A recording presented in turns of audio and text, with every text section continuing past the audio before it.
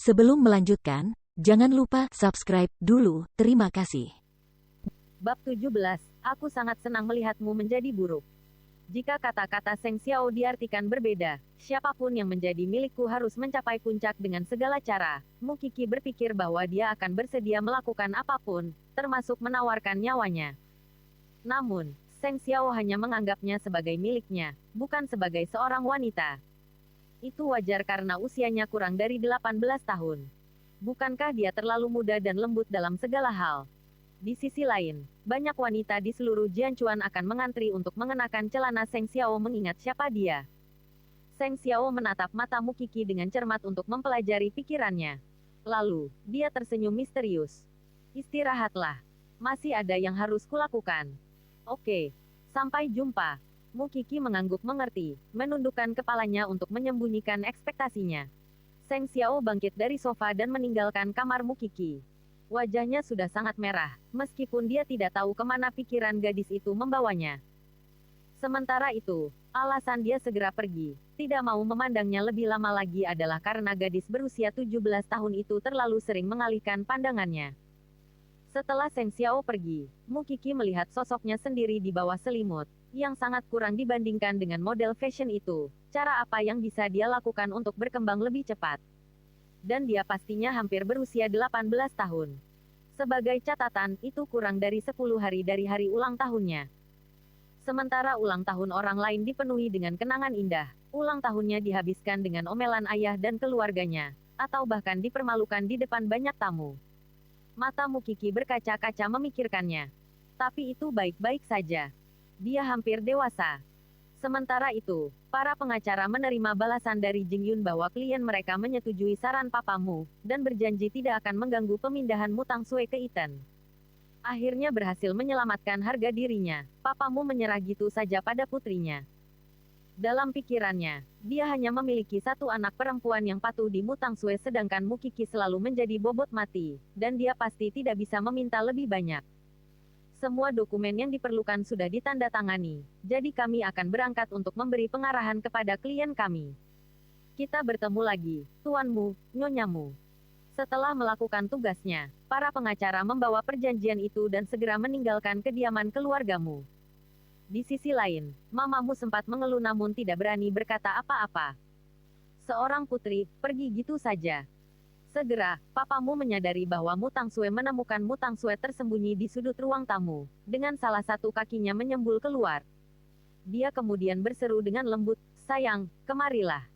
Karena tanggap terhadap emosi orang lain sejak kecil, Mu Tangsue segera duduk di samping papamu ketika dia melihat kelembutannya. "Sayang, kamu adalah satu-satunya putri keluarga kami mulai sekarang.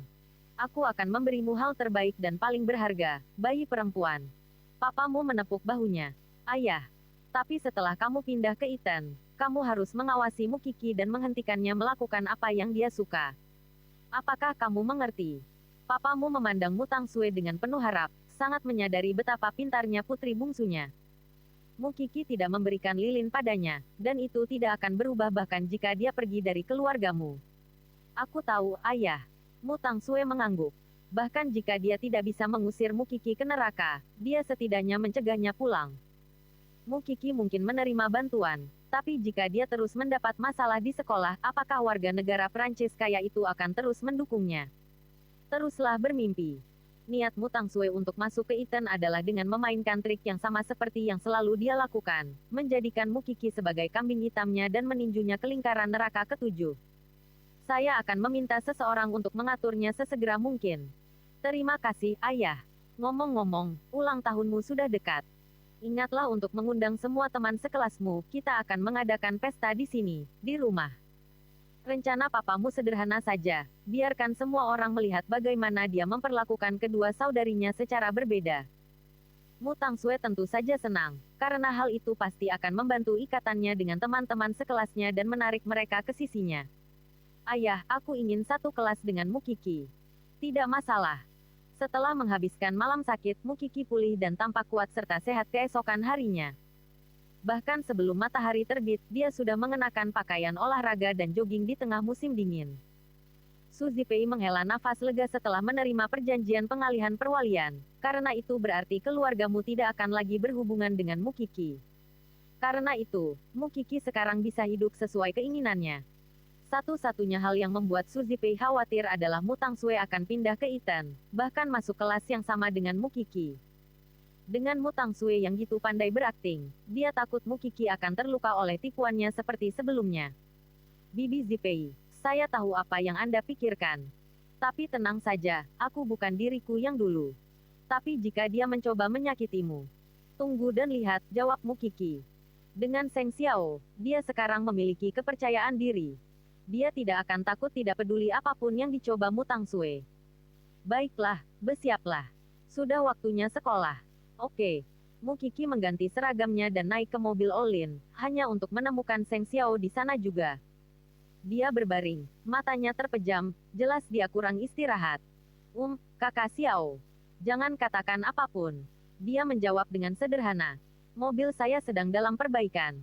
Lin Tua akan mengantarku hari ini, tapi dia akan mengantarmu ke sekolah dulu.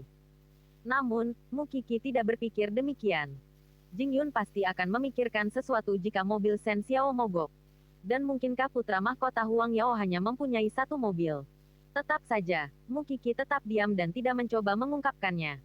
Dia merasakan kehangatan di hatinya dan tidak yakin apakah perasaannya hanya hayalan. Seng Xiao mungkin hanya ada di sana hanya untuk memastikan demamnya sudah turun. Dia juga tidak mengatakan apapun dalam perjalanan ke Iten, dan hanya berbicara ketika mereka hampir sampai di sekolah. Mu Tangsue akan datang hari ini. Aku tahu. Mukiki mengangguk datar. Kamu tidak takut.